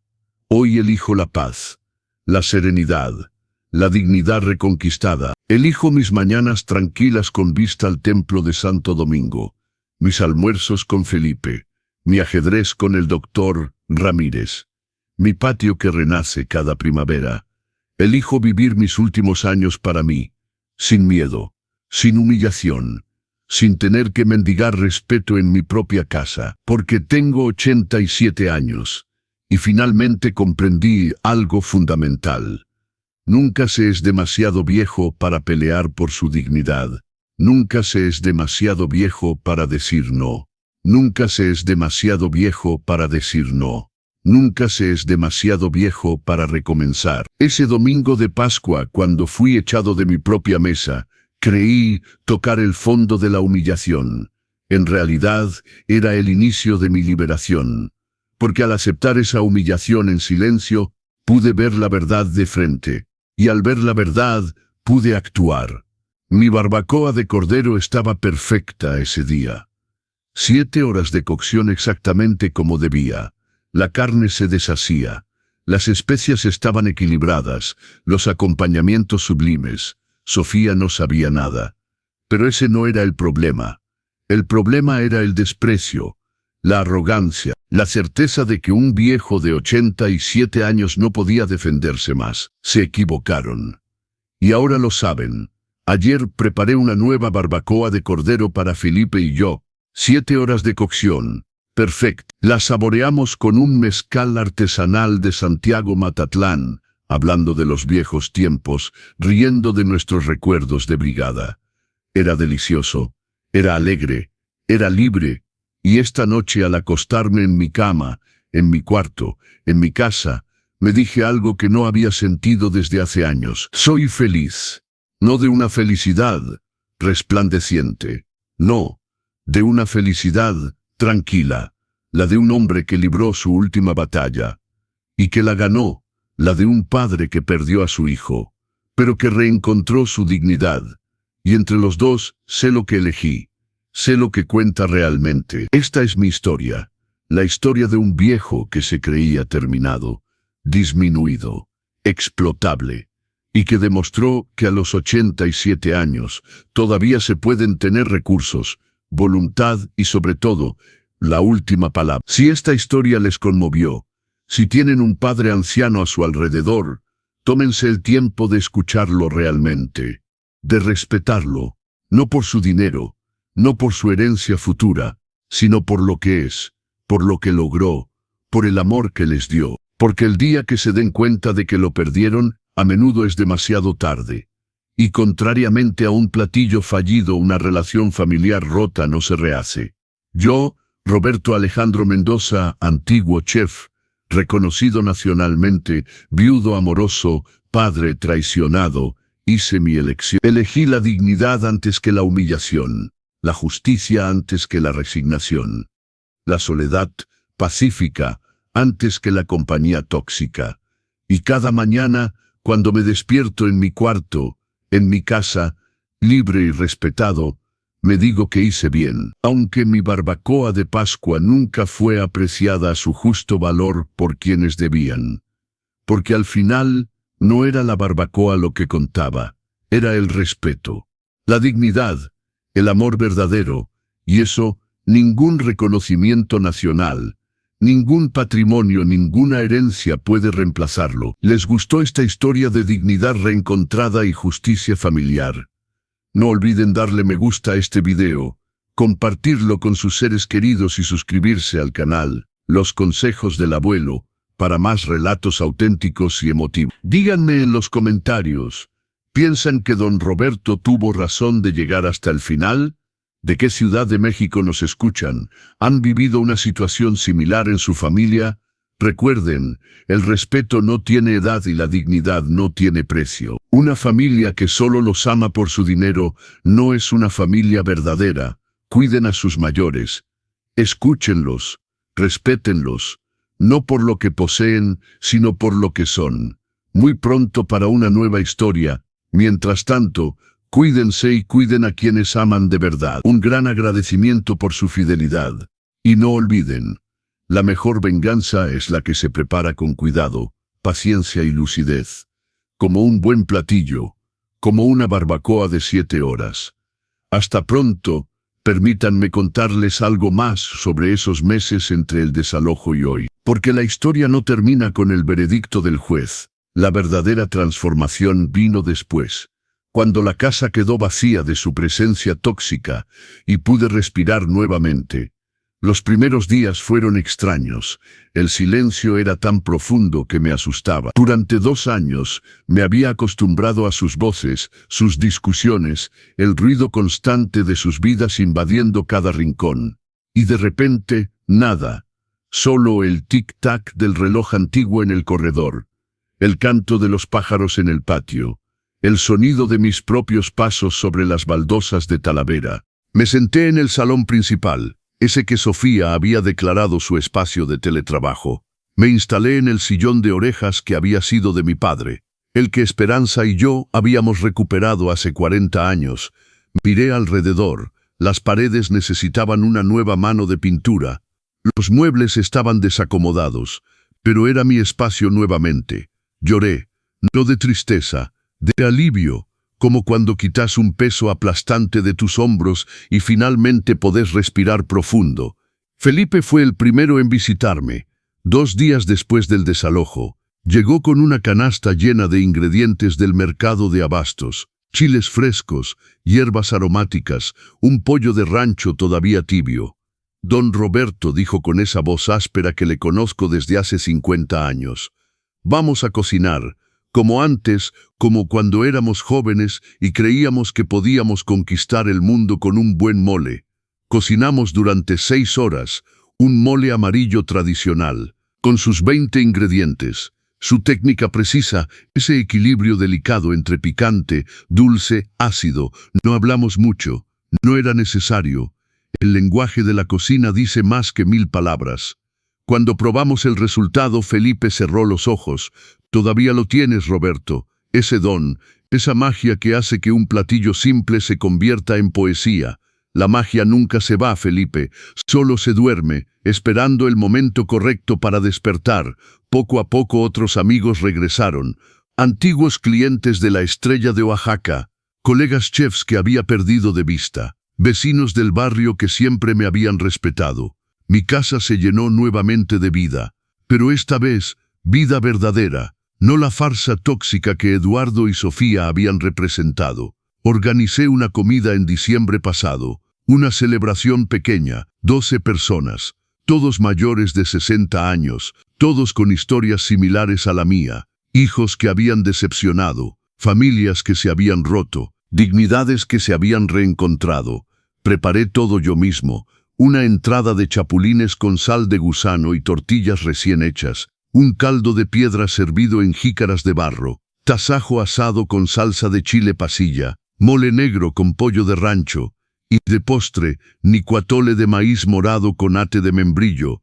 La mesa estaba hermosa, el mantel bordado de esperanza, la vajilla de talavera, los vasos de vidrio soplado que habían sobrevivido, velas de cera de abeja iluminando los rostros. Durante la comida cada uno compartió su historia. Don Héctor, 82 años, antiguo maestro de escuela, despojado por su hija de sus ahorros de toda una vida. Doña Carmen, 79 años, antigua bordadora, expulsada de su taller por su yerno. Don Pancho, 90 años, antiguo músico, internado contra su voluntad en un asilo hasta que sus nietos lo rescataron. Historias de abuso, de manipulación, pero también de resistencia, de victoria, de dignidad recuperada.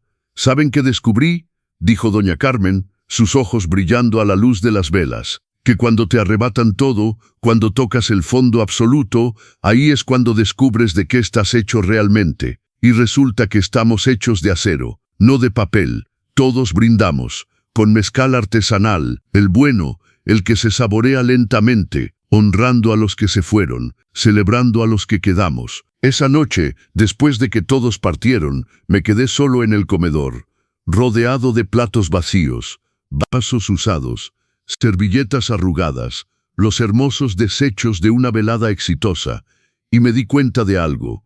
Durante 2 años con Eduardo y Sofía, esta casa había estado llena pero vacía.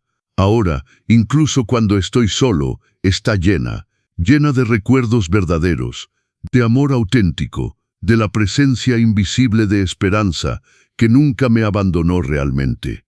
He retomado mis rutinas. Cada mañana me levanto a las 6, preparo café en la antigua cafetera de peltre que usábamos en el restaurante. Me siento en el corredor del patio, miro las bugambilias florecer, escucho el repique de las campanas del templo de Santo Domingo. Estos son momentos sagrados, pequeños, simples, pero sagrados. Después del café, camino por el patio, reviso mis plantas, las hierbas aromáticas que crecen en macetas de barro, el árbol de aguacate que planté el año que nació Eduardo. Todavía da frutos, todavía vive, como yo, cocino todos los días, no por necesidad, por placer, por terapia, porque cada platillo que preparo es un acto de resistencia contra todo lo que intentaron hacerme creer, que era inútil, obsoleto, estorbo. Cada salsa perfectamente equilibrada les dice, estaban equivocados.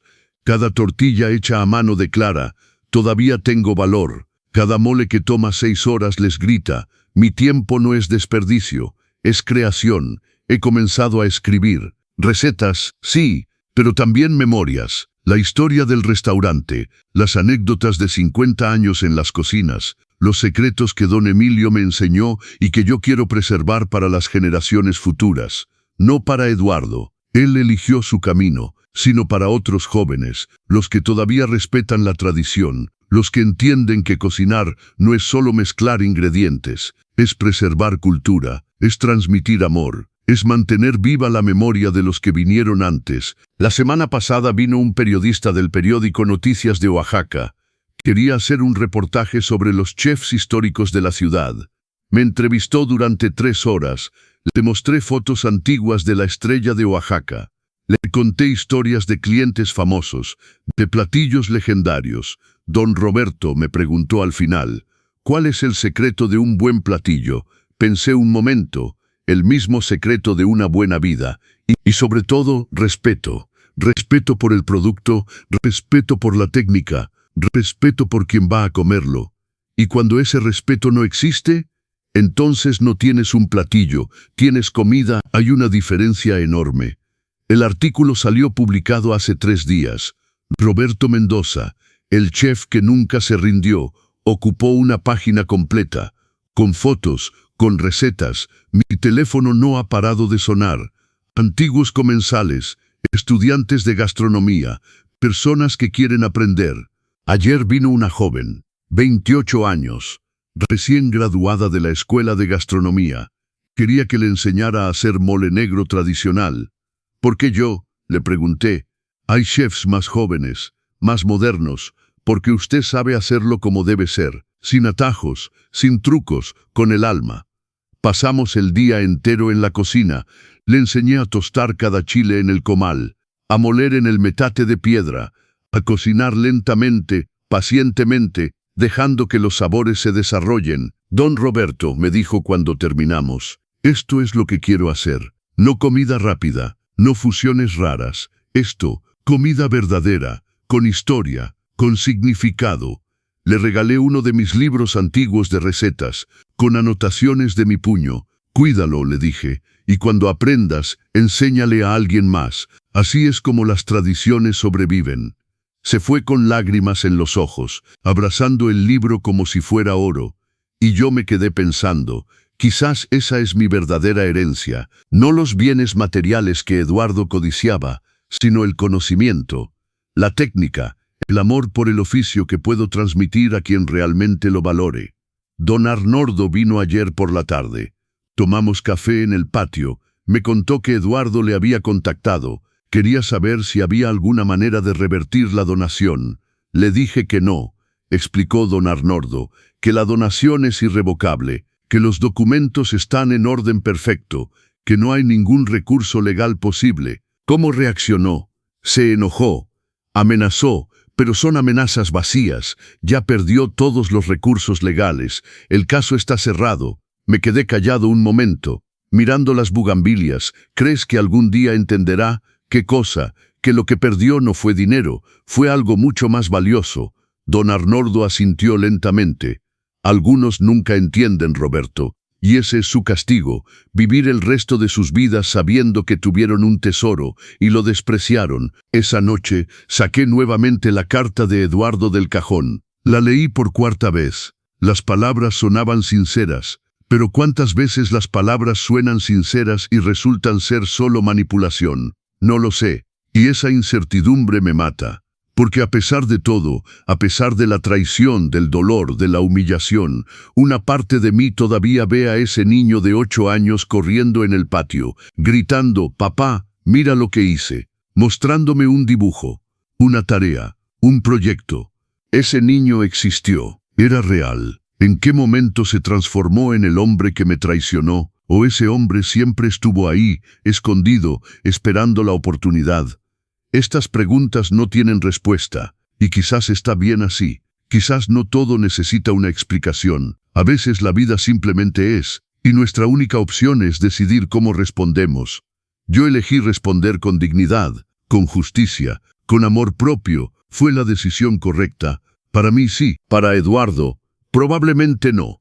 Pero ya no es mi responsabilidad proteger a Eduardo de las consecuencias de sus acciones. Es adulto.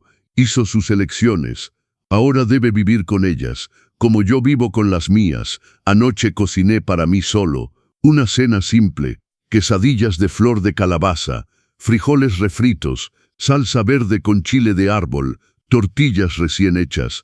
Me senté a la mesa del comedor, la grande, la que puede acomodar a 20 personas, solo yo en una punta, mi plato, mi vaso de agua, el silencio de la casa, y fue perfecto, no triste, no solitario, perfecto, porque era mi elección, mi comida, mi tiempo, mi vida. Después de cenar, lavé los trastes lentamente, disfrutando el agua tibia, el jabón con aroma a limón, la satisfacción de dejar todo limpio y ordenado. Luego me senté en el salón, puse música, música vieja, boleros que Esperanza y yo bailábamos cuando éramos jóvenes. Bésame mucho, Perfidia, solamente una vez, cerré los ojos y por un momento sentí su presencia, no de manera sobrenatural, sino en la memoria, en el amor que construimos, en los 60 años que compartimos. Hice bien mi amor, susurré al aire, y en mi corazón escuché su respuesta, la misma que me habría dado si estuviera aquí. Hiciste lo que tenías que hacer, Roberto. Defendiste tu dignidad. Protegiste nuestro legado. Estoy orgullosa de ti. Abrí los ojos. La habitación estaba vacía, pero no me sentía solo, porque finalmente comprendí algo. Esperanza nunca se fue realmente. Está en cada rincón de esta casa, en cada objeto que elegimos juntos, en cada decisión que tomé basándome en los valores que ella me enseñó. Y Eduardo, aunque físicamente fue mi hijo durante 48 años, ya no es parte de mi vida. No por odio, no por venganza, sino por supervivencia, porque mantenerlo cerca significaría traicionar todo lo que Esperanza y yo construimos. Esta casa tiene nuevos habitantes ahora, invisibles pero presentes, los recuerdos felices, las amistades verdaderas, el respeto por uno mismo, la dignidad recuperada. Y con esos habitantes, esta casa está más llena que nunca. Mañana Felipe viene nuevamente. Vamos a preparar tamales oaxaqueños, los de mole negro. Trabajo de todo el día. Masa de maíz nixtamalizado, hojas de plátano del mercado, mole preparado desde cero, pollo cocido perfectamente. Haremos 4 docenas, algunos para nosotros, el resto para repartir, a vecinos, a amigos, a personas que aprecian el esfuerzo, el amor, la tradición, porque eso es lo que hago ahora. Comparto, no por obligación, sino porque quiero, con quien lo merece, con quien lo valora. Y esa libertad de elegir, de decidir quién merece mi tiempo, mi esfuerzo, mi amor, es el regalo más grande que me di al expulsar a Eduardo y Sofía de mi vida. La carta sigue en el cajón, sin respuesta. Quizás mañana la conteste, o la semana próxima, o nunca, porque finalmente aprendí que no le debo nada a nadie, excepto a mí mismo, y a mí mismo me debo respeto, paz, dignidad, amor, todo lo que me negaron durante 2 años, todo lo que ahora tengo en abundancia. Esta mañana, mientras escribo estas últimas palabras, el sol apenas comienza a salir sobre Oaxaca. Los rayos dorados tocan las cúpulas del templo de Santo Domingo. Las bugambalias en mi patio brillan con rocío. Un nuevo día comienza, como todos los días. Pero este se siente diferente, definitivo. Porque hoy tomo la decisión final sobre la carta de Eduardo. La saqué del cajón por última vez, la extendí sobre la mesa de la cocina. Al lado, coloqué una foto. Eduardo a los 8 años, sonriente, inocente, sosteniendo un trofeo de la escuela. Segundo lugar en ciencias naturales. Estaba tan orgulloso. Nosotros también. Miré la foto durante largo rato, buscando respuestas en esos ojos infantiles. ¿En qué momento se perdió ese niño? ¿O nunca existió realmente? ¿Era solo una proyección de mis esperanzas, mis sueños de padre? No lo sabré nunca. Y finalmente hice las paces con esa incertidumbre. Tomé una pluma, papel de carta, el bueno, con el membrete grabado que mandé hacer hace 30 años. Roberto Alejandro Mendoza, chef propietario, la estrella de Oaxaca. Aunque el restaurante ya no existe, ese título todavía me define, porque no es lo que haces, es quién eres. Y yo siempre seré chef. Siempre seré el hombre que encontró dignidad en la cocina, respeto en cada platillo bien hecho, amor en cada comida compartida. Comencé a escribir, Eduardo, recibí tu carta, la leí varias veces, escuché tus disculpas, tu arrepentimiento, tu deseo de reconstruir, y después de mucha reflexión he tomado una decisión. No, no porque no te perdone. El perdón es para mí, no para ti. Y ya te perdoné, porque cargar con rencor a mis 87 años sería darle demasiado poder sobre mi paz. Pero perdonar no significa olvidar, no significa permitir que vuelvas a lastimar. Durante 2 años viviste en mi casa, comiste mi comida, usaste mi electricidad, mi agua, mi espacio, y en lugar de gratitud, me diste desprecio. En lugar de respeto, me diste humillación.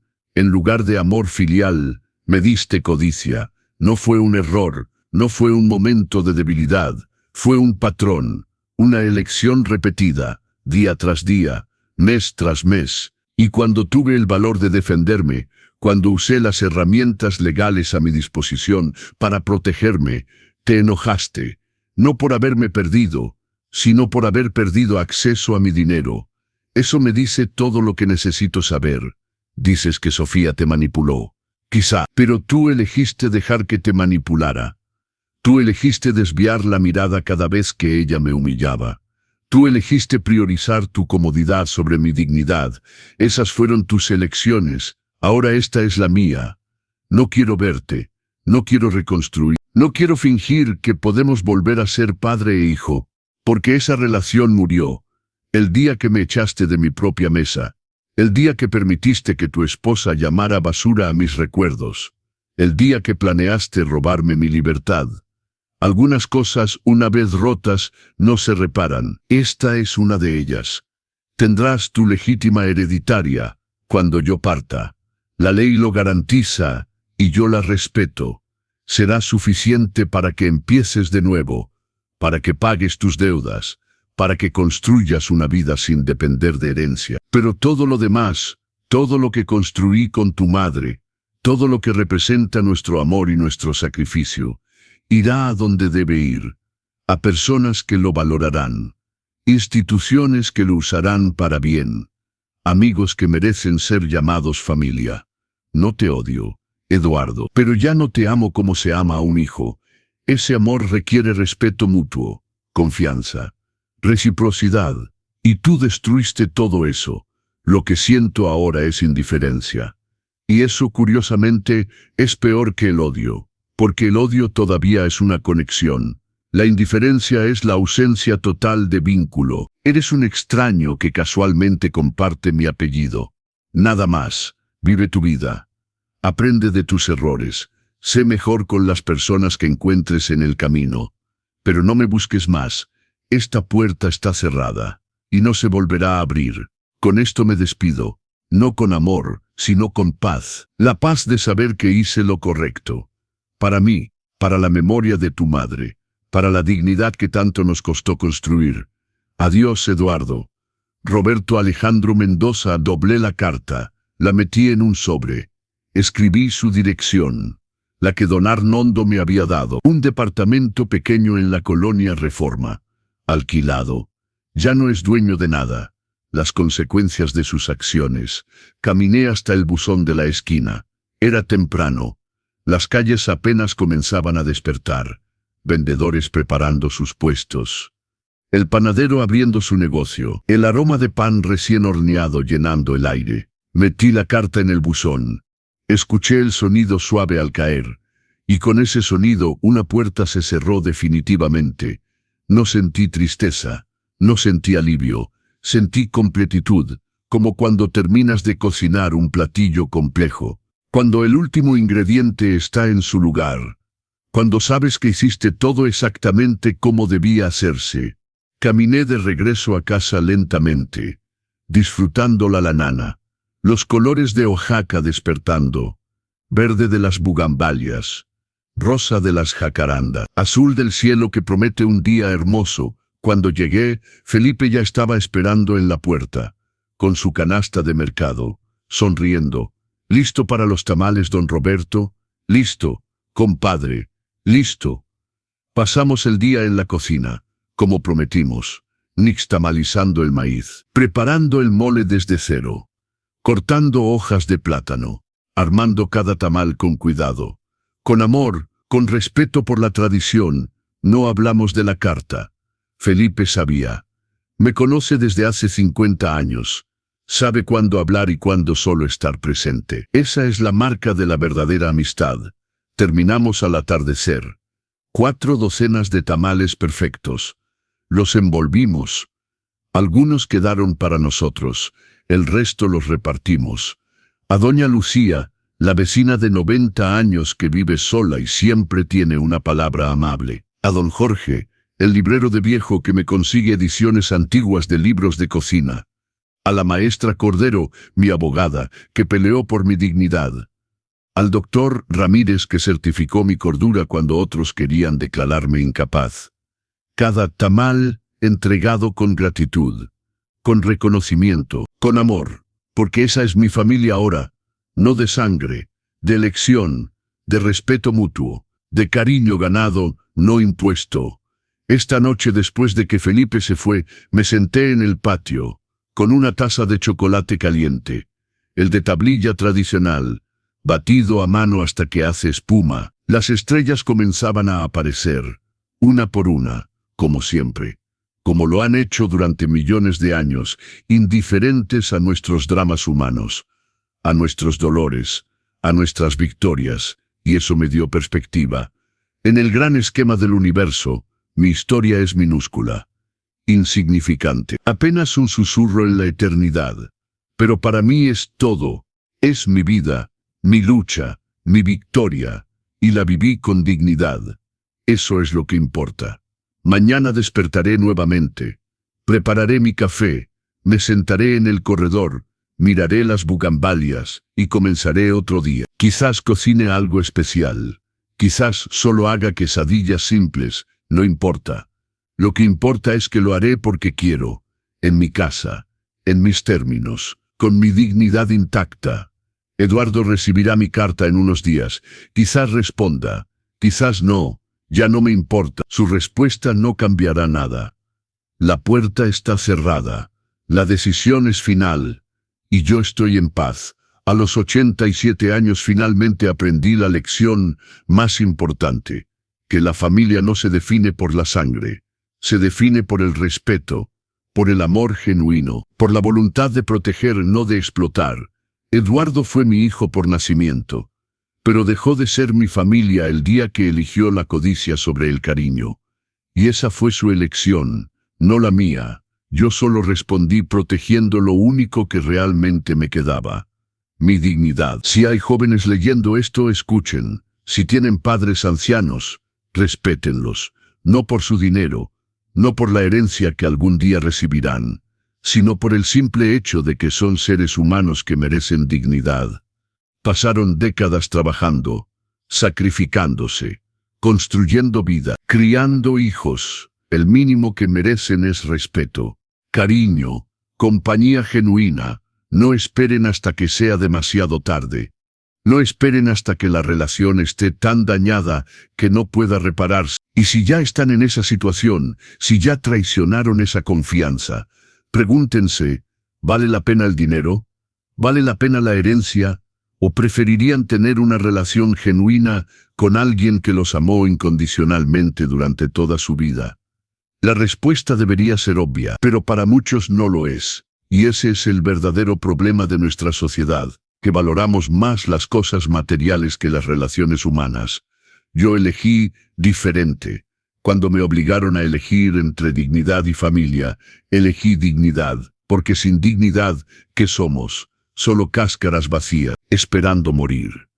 Siendo útiles solo por lo que poseemos, no por quienes somos. Y yo me niego a hacer eso. Me negué hasta el final. Esta casa, esta hermosa casona colonial que compré con mi sudor y mis lágrimas, seguirá en pie mucho después de que yo me haya ido. Servirá a otros ancianos, les dará refugio, dignidad, esperanza. Y ese será mi legado. No los platos que cociné, no los reconocimientos que gané, sino la prueba viviente de que nunca es demasiado tarde para defenderse, para decir basta, para elegir dignidad sobre conveniencia. Roberto Alejandro Mendoza, 87 años, chef, viudo, padre rechazado, pero sobre todo, hombre digno. Esa será mi epitafio, y me siento orgulloso de él. El chocolate se enfrió. Las estrellas brillan completamente ahora. La noche abraza a Oaxaca con su silencio sagrado. Mañana comienza otro día, otro capítulo, otro platillo por cocinar. Y lo enfrentaré como he enfrentado todo en esta última batalla, con la cabeza en alto, con el corazón en paz, con la dignidad intacta. Porque al final, eso es lo único que realmente importa. No cuánto viviste, sino cómo viviste. No cuánto acumulaste, sino cuánto respetaste. A ti mismo, a otros, a la vida misma. Y yo viví con respeto, terminé con respeto. Y eso, amigos míos, no tiene precio. Buenas noches, Oaxaca. Buenas noches, Esperanza. Donde quiera que estés. Buenas noches, dignidad reconquistada. Mañana nos vemos nuevamente. Para otro día, otra batalla, otra victoria. Porque mientras respire, mientras mis manos puedan sostener una cuchara, mientras mi corazón lata con orgullo, seguiré adelante, con dignidad, siempre con dignidad.